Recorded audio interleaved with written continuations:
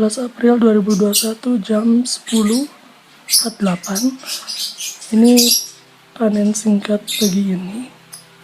Jadi ini puasa hari ketiga dan sengaja petik ini ya, selada romen yang masih kecil-kecil ini buat nemenin buka puasa nanti. Dan ini yang bayam liar, udah berapa kali panen bayam liar, sengaja daunnya aja biar batangnya tumbuh lagi daun-daun baru.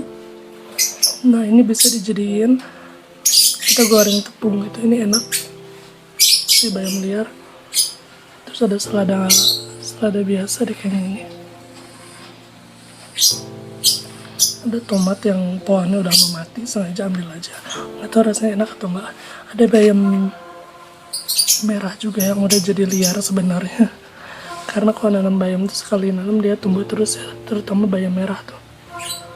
Terus ini ada mint yang sebenarnya tumbuhnya nggak begitu bagus, dia lebih banyak tangkainya, batangnya tuh dibanding daunnya. Daunnya juga kecil-kecil, jadi nanti daunnya bisa kita buat dijadiin ini ya, dicelup ke air, jadi airnya segar nih.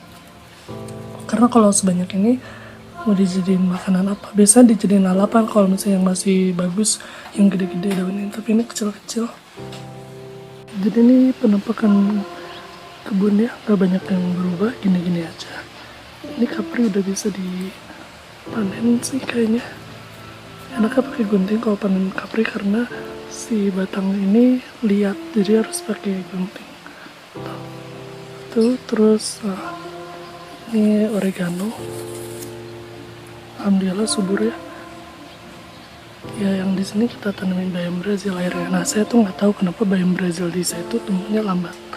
Tapi kalau orang-orang tuh katanya paling cepet ya. Tapi lambat kalau di saya mah. Tuh lambat. Yang di sini juga. Kalau ini ginseng Jawa. Ada stroberi juga yang paling atas dan bawahnya bayam Brazil.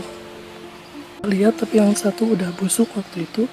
Gak tau yang ini atau ini yang udah busuk, semoga sih tumbuh ya, karena ini dua-duanya belum memperlihatkan tanda-tanda bakal tumbuh, jadi ya semoga aja deh. Nah karena ingin hemat lahan, akhirnya di pohon cengkeh ini kita tanamin macam-macam, ada selada, ada segala macam kayak gitu. Ini yang baru dipanen tadi, di sini juga sama, kita panen banyak, tanam banyak maksudnya. Nah ini selada wangi.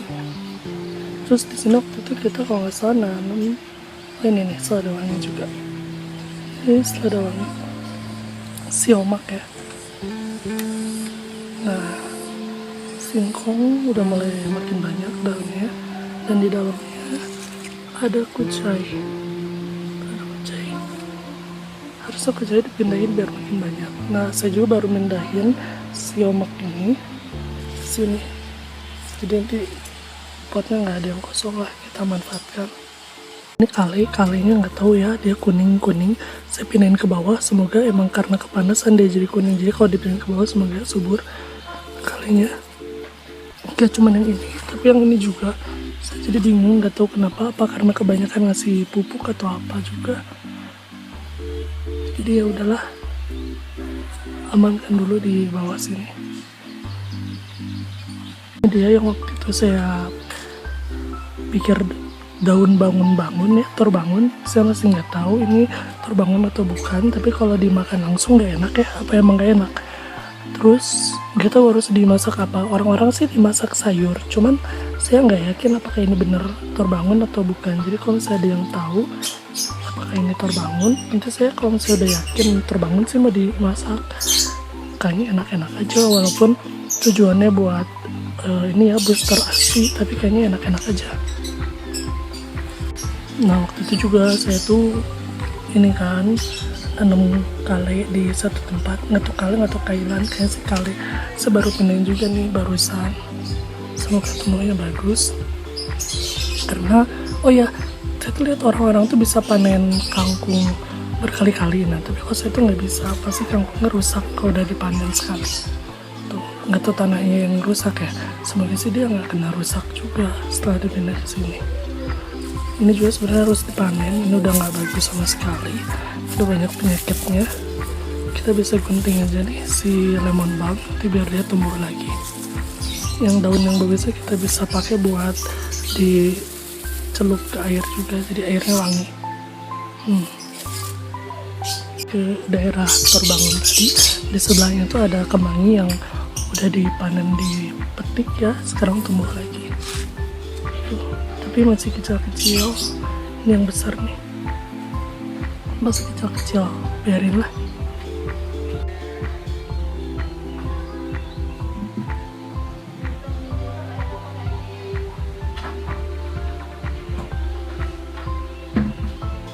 Nah, yang buat digoreng tepungnya kan kurang, kita ambil aja dari bayam Brazil, tapi ambil yang daunnya aja, batangnya nggak usah, biar nggak usah dibuang lagi.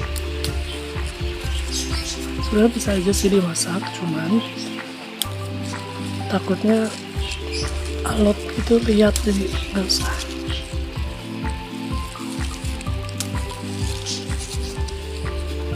Oh iya, kita tuh harus merhatiin ya, di belakang daunnya itu ada telurnya atau enggak, karena tadi ada yang ada telurnya, telur ulet apa serangga apa.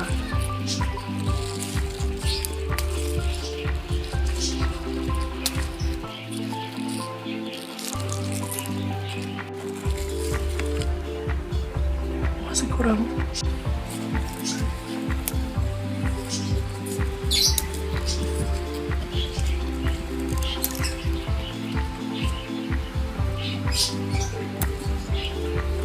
Kita ambil yang paling besar karena kita akan membiarkan yang kecil buat tumbuh jadi besar gitu, masih kesempatan.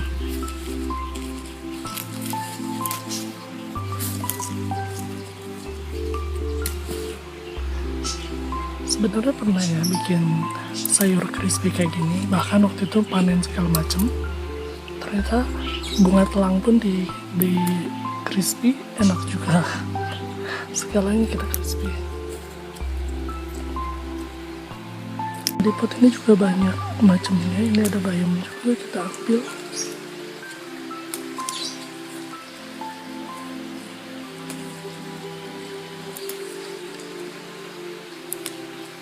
Nah, mumpung nanti mau dimasukin macam-macam, ya udah deh kita masukin ini aja juga.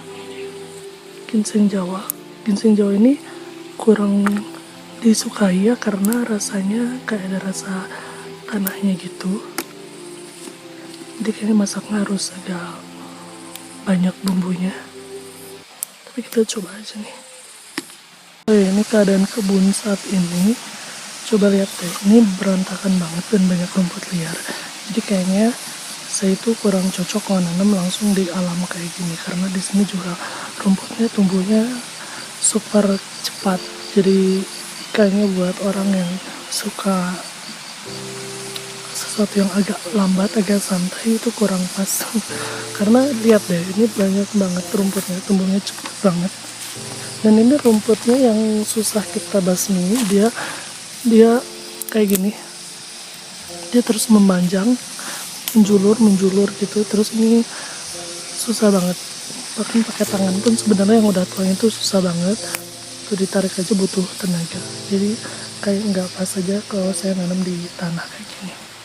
Mungkin ya, nggak tahu sih, tapi selama ini lihat dia udah dimakan sama alam, akhirnya kayak gini. Ini kita mau ambil daun ubi juga buat dijadiin crispy itu, tapi daun ubinya kurang bagus, banyak lubangnya, jadi nggak jadi aja deh. Mulai kemarin baru dipanen dan ternyata masih ada yang tersisa. Ini bisa langsung dimakan sama kulitnya, bisa juga dimakan dalamnya. Kalau misalnya udah gede-gede sih bisa dimakan dalamnya. Kebetulan ada nih bayam hijau yang liar, ini yang kita tanam tapi udah jadi liar, kita bisa ambil.